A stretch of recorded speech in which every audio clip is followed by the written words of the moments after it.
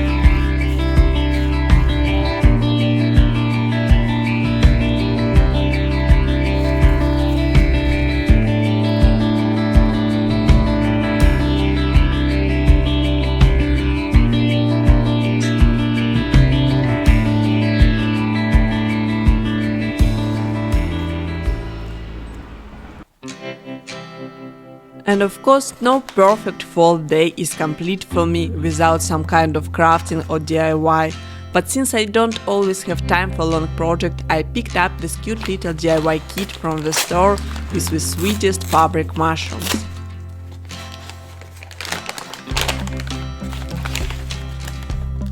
And inside this kit there is a little bag with pre-cut pieces, an instruction and of course some stuffing for the mushrooms.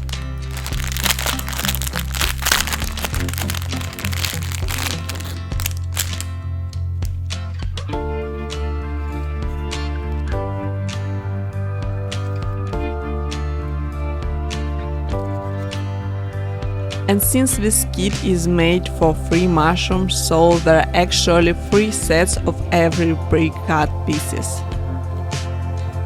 And if you decided that you wanna make this DIY by yourself, here are the materials you will need for 1 mushroom. And of course the instruction. It's really cool, these DIY pieces already have tiny holes that I need to stitch, and that means that I can get started right away. So first I need to decorate the red mushroom cap by simple pattern.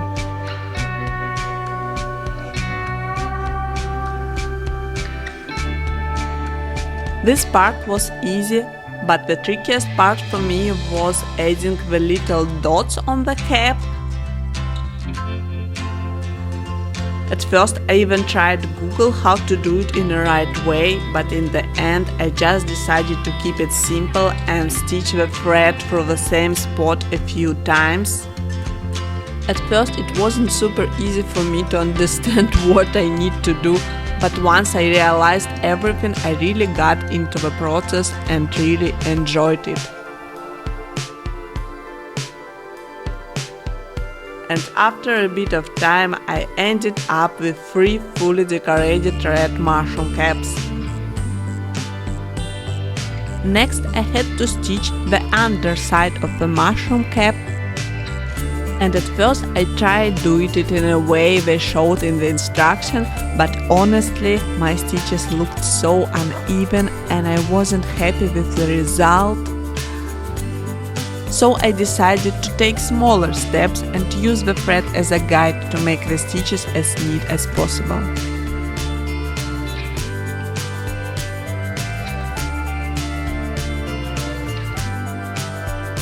It took me a bit longer time, but actually I'm so much happier with the result.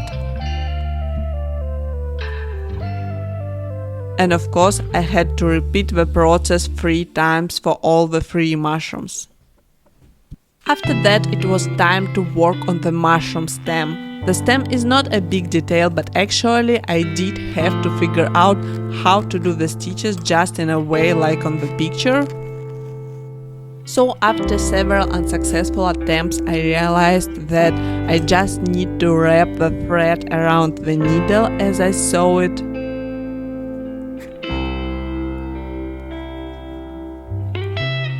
And I also sewed the round base onto the stem in the same way.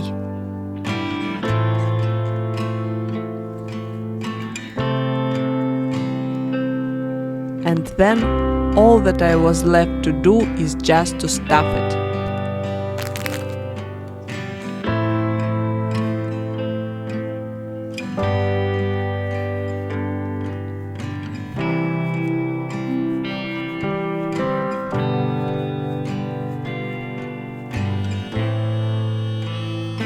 And of course, repeat that 2 more times for other stems.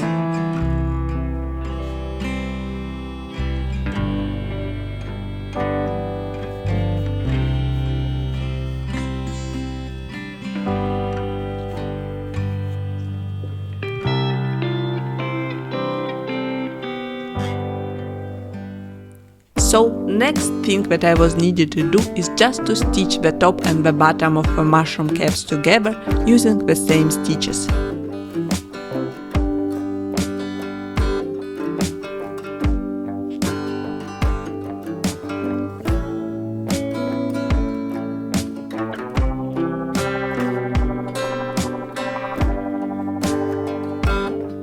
At some point my little helper decided to join the process, although I suspected he was just pretending to help and actually just wanted to steal my thread.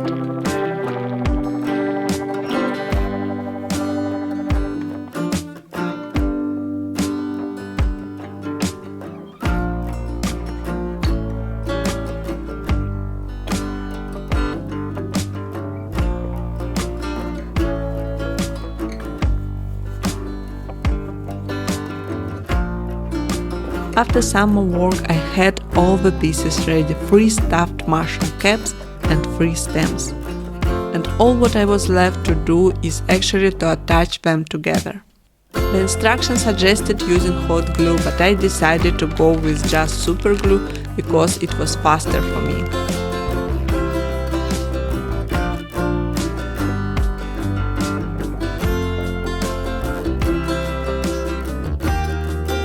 However, things didn't go as smoothly as I expected, and the super glue just refused to hold the stem and the cap together.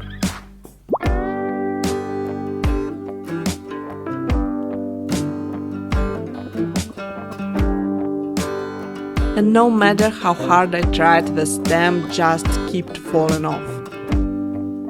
So I decided that better solution will be just to sew the stem and the cap together. It definitely will be more secure, and I will know that it won't come apart in any situation.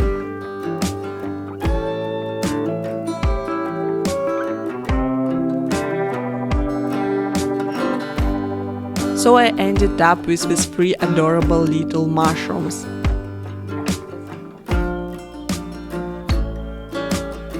And although sometimes I had some questions in the process, I really enjoyed this time. And I think these mushrooms look so cute and so perfect for my home decorations. So after a long autumn day filled with walks and crafting, what could be better than a homemade pizza for dinner? Especially when someone else is doing the cooking for you, right?